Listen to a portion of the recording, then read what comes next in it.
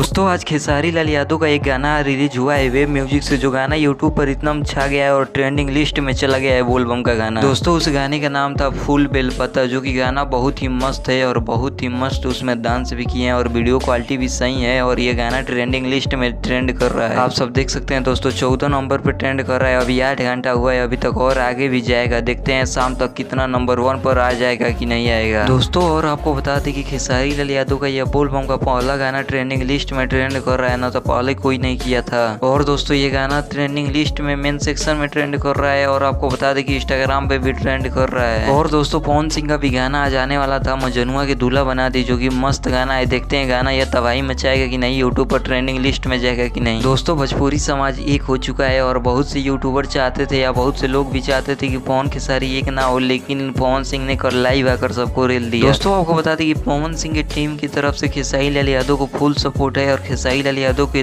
Team से full support है पवन सिंह का। आपको बता दें कि भोजपुरी समाज एक हो चुका है। पहले जितना भी जातिवाद हो रहा था, गाना तो आएगा लेकिन उतना विवाद नहीं चलेगा। अगर वीडियो पसंद आए तो वीडियो को लाइक और चैनल को सब्सक्राइब जरूर करना दोस्तों।